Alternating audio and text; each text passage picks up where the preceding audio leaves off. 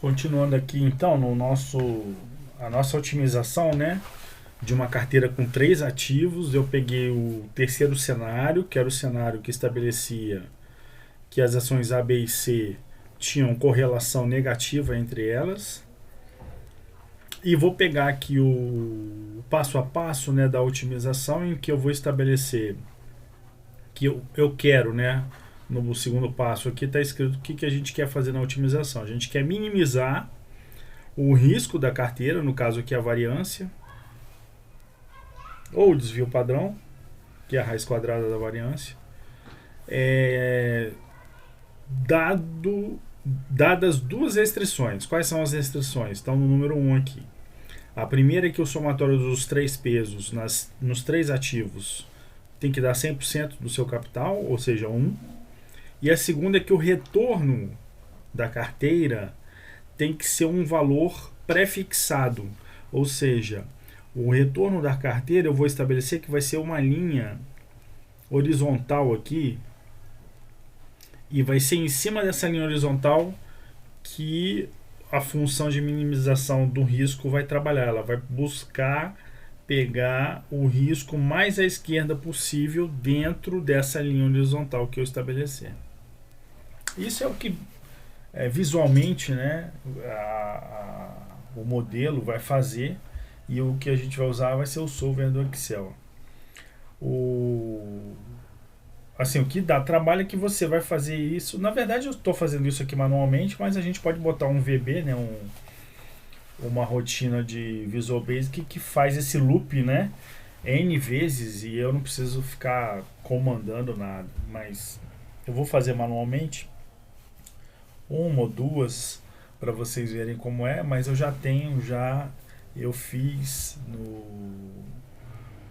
há pouco, né, há poucos minutos, eu fiz acho que se não me engano 10 ou 15 vezes. Deixa eu ver aqui.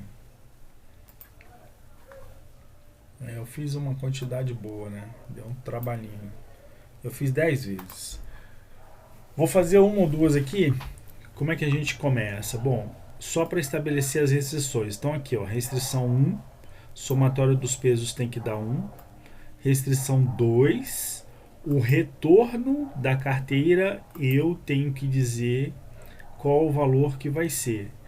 Eu selecionei aqui 10 valores, começando de 4%, indo até 22% de retorno da carteira. Foi aleatório, eu posso pular de 1 em 1, de 3 em 3, whatever.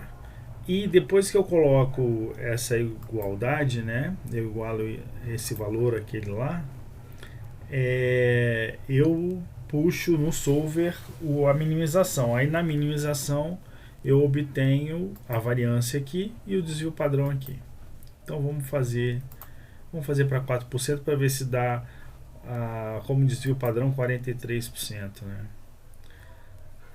Você pega aqui em dados, solver, define o objetivo U9, que é a variância, tá certo? Eu quero que ela seja a mínima possível, já está aqui. E eu quero alterar, deixa eu refazer, né? Eu quero alterar essas células de A, B e C, né? Que vai ser o meu input da minimização, sujeito às seguintes restrições. Ó, quais são as restrições? A célula O6, que é o retorno da carteira, eu coloquei aqui, ó. Deixa eu tirar e vamos fazer de novo. Vou adicionar. A primeira restrição vai ser que essa célula tenha valor de 4%, né? Então eu escrevo aqui 0,04. Não. Alguma coisa que eu digitei aqui errado. Altero 0,04. Ok. A segunda restrição é que essa célula aqui da soma dos três pesos tem que ser igual a 1. Tá aí. Igual a 1. Existe, na verdade, além dessas duas restrições, só que eu não preciso colocar na forma de equação,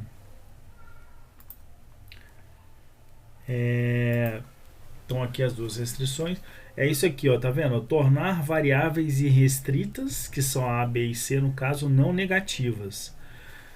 Se eu marcar isso aqui, eu estou proibindo que algum dos pesos seja negativo, que significa dizer que pode ser que eu não encontre uma solução. Por exemplo, se eu tenho riscos, né, desvio padrão entre 10% e 26% e retorno de carteira entre 12% e 18%, se eu quiser um retorno de uma carteira com 4%, eu não consigo obter se eu não fizer a possibilidade, se eu não colocar a possibilidade de algum dos pesos ser negativo. E o que significa ter peso negativo? Ter peso negativo, em vez de aplicar naquele ativo, você está pegando emprestado ao custo, ao retorno daquele ativo para comprar os demais ativos. Porque toda vez que aquele valor daquele ativo é negativo, como nesse exemplo aqui, ó, menos 100, menos 1,01, significa que toda essa diferença eu estou aplicando aonde? No ativo B. Percebe? Então, quando você tem peso negativo numa carteira, significa dizer que você está fazendo aluguel daquele papel, daquele ativo, para poder aplicar mais no outro.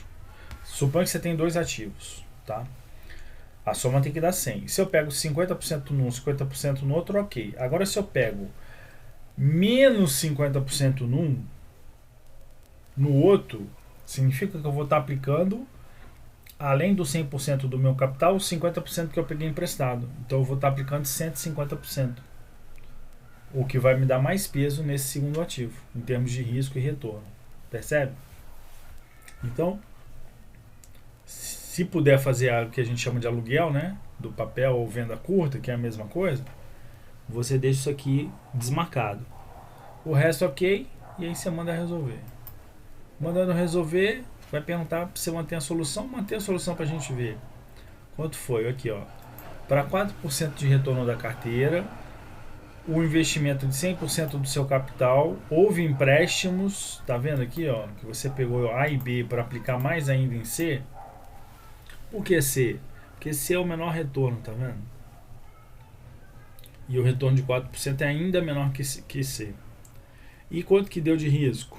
43,9, tá vendo? 0,1924 de variância e 43,9 de desvio padrão, tá? Aí você pega isso aqui e coloca aqui. Num Visual Basiczinho automatizado, você deixa isso aqui rapidinho, ele resolve. Então, fazendo para outros, eu vou fazer aqui para o último. Sei lá, para o último não, o último já estava, né? Vou fazer para 12%. Para 12%, você já tem tudo prontinho aqui. Aonde que vai mudar? Só vai mudar o 12% aqui, ó. Você altera esse 4 e coloca 12. Ou seja, eu quero que você minimize uma carteira de tal sorte, minimize o risco da carteira de tal sorte que o retorno dela seja 12%. É isso que o solver vai fazer para você. Aí você manda resolver e manter o resultado. Tá aqui o 12% de retorno, tá aqui a variância, tá aqui o desvio padrão da carteira para 12, né? Eu acho que eu digitei 10. Por que esse bicho está dando 9,8? Deu uma diferençazinha, né? Eu dei um colar aqui, acabei perdendo aqui 0,2 pontos percentuais, mas tudo bem. Então essa é a ideia, né, de otimizar uma carteira. Aí, vamos lá agora, vamos para o principal, né, que a gente está esperando. Eu tenho aqui no eixo X o desvio padrão, que podia ser a variância também, tá? Não tem problema não. E o eixo Y, o retorno, né? Então o que a gente faz? A gente plota um gráfico de dispersão, que eu vou ter vários pontos, né? E vamos ver se tem um formato parecido, né? Porque tem que lembrar que aqui está de 2 em 2%, né? Para eu ter um pouco mais de resolução da curva, né? Eu tenho que ter mais pontos, né? 10 pontos são muito pouco. É muito pouco 10 pontos. Então vamos aqui inserir gráficos. Em inglês é o scatter plot ou dispersão, tá aqui. Ó, você vê que ficou próximo do formato de uma bala, né? Não muito diferente do que a gente já estudou. Essa seria a fronteira eficiente, né? À medida que eu coloque mais... Deixa eu botar aqui no outro... Na verdade é aqui, né? Eu vou mover gráfico, tá? Nova planilha. Acho que aqui fica melhor para mostrar. Tá aí, fronteira eficiente. Uma plotagenzinha bem grosseira. Deixa eu ver se eu adicionar uma linha de tendência eu consigo.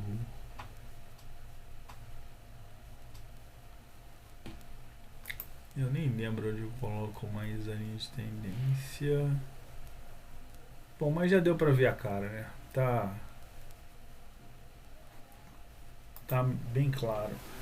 É essa a ideia, né? Basicamente. O que vai acontecer se eu adicionar um quarto ativo com correlação negativa com os demais? Vai deslocar aqui para a esquerda. Você pode testar e fazer isso daí na sua casa. Então, a gente termina então os nossos vídeos de fronteira de Markowitz, otimização de carteiras. Qualquer dúvida que vocês tiverem, pode mandar um e-mail ou comentar lá no vídeo mesmo, tá? E aí a gente responde, tá bom? Valeu!